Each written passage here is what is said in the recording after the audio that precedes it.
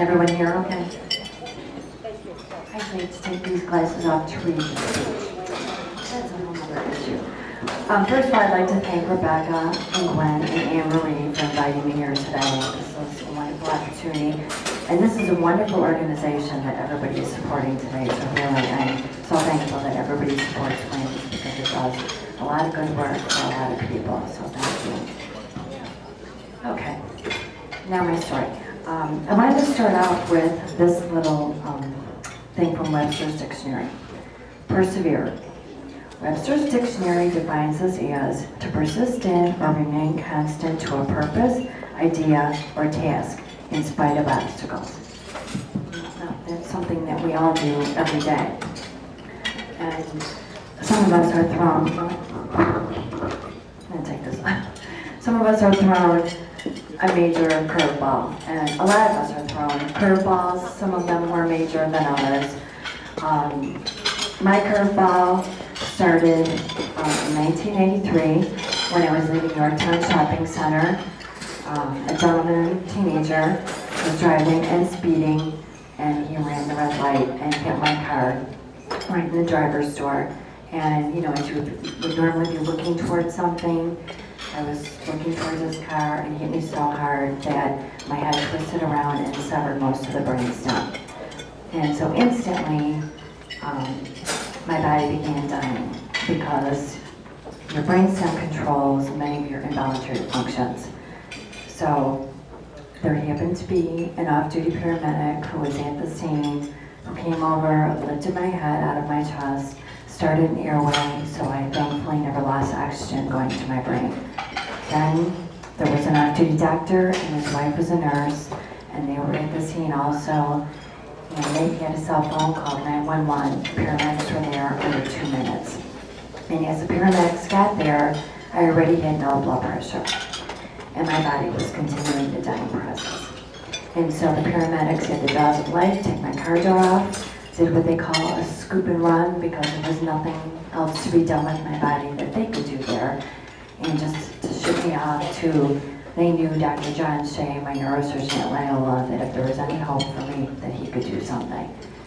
And then in the ambulance on the way to Loyola, my body began to complete the dying process where you deplete all the water out of your body and you start to take, what you see in the movies are those like last breaths, they call it agonal breathing, but they're like the breaths of your last air.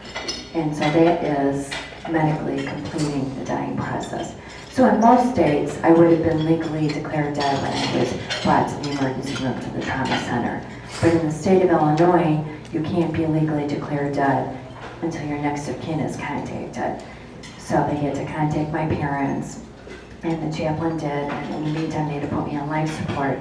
And my parents were asked if I had a living will, which I did not at the time, did not need. And so therefore they had no choice but to keep me on life support. And even though they did that, the death rate for my injury is 96%. And the 4% who do remain alive after the first 24 hours live the rest of their lives in a semi-vegetative state, usually in nursing homes. So that was the best case scenario that was given to my family. So my parents had a priest come in, gave me last rites the first night because that was the expectation that I would pass away. And so everyone came to say their goodbyes, and well, I will talk about my near-death experience at a later point, but I woke up 6 weeks later in Mary and Joy Rehabilitation Hospital in Wheaton, and I was completely paralyzed on my left side. I was in diapers. I was fed through a G-tube. I couldn't swallow. I couldn't see, couldn't hear. That's how I woke up. And the first memory I had when I woke up was of my deceased grandmothers who I had visited in heaven and who I had spent time with. And you know, you hear people talk about this experience. Well, it's as beautiful as everyone says it is. And when they say people don't want to come back, nor did I. I did not want to come back. But my grandmothers, and I wanted them to follow me down the aisleway into the brighter light. I said, come on girls, let's go. And talking to them like I would talk to them normally, and they said, no, you can't go with us, you have to go back.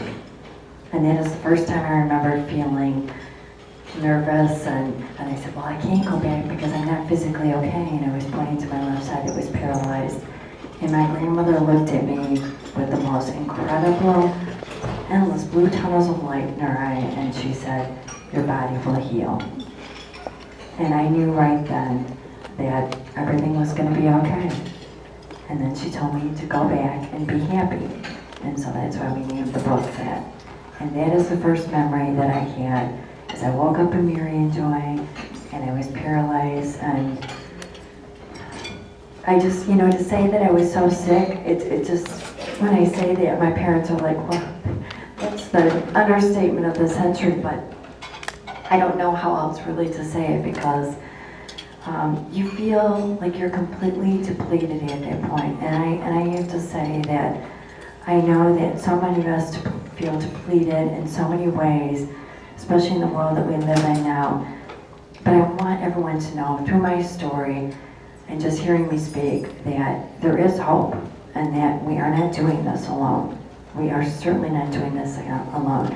That God is watching over us, and that we are not doing this by ourselves, and there is hope for a brighter tomorrow. Now, I know that may sound so Pollyannish, but it's the truth. It is absolutely the truth, because I feel like if I can come through what I went through and come through now and be able to share my message, that's why I started this by using the word, defining the word perseverance, because I know that so many of us persevere through so many daily things.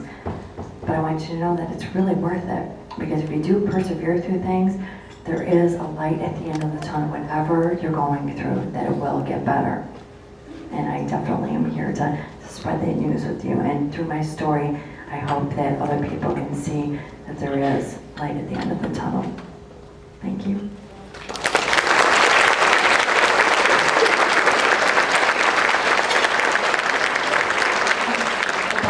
Any questions that they want to, or something? No? I was usually used to talking to so many groups, and like all these hands go up, and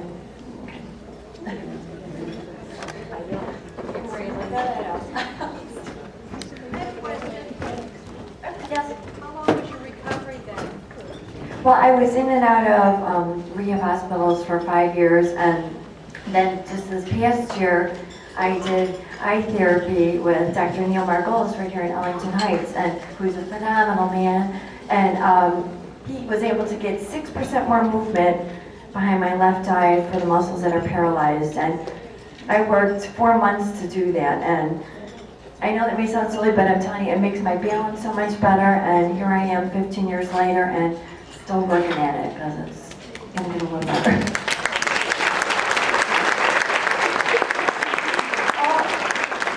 Thank you. I knew I was free. Yeah. And by the way, about a year and a half ago, I ran a triathlon.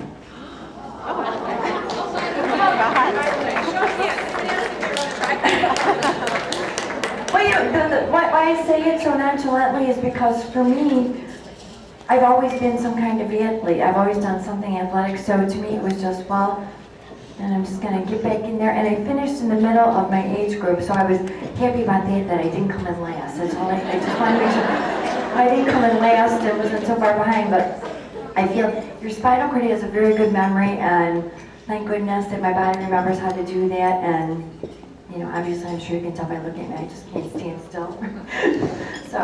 So yeah, that was really part of the completion to my story. And I remember when I was actually finishing the last lap of the triathlon, I said to myself, I'm like, okay, God, you're right, my body has healed. Thank you.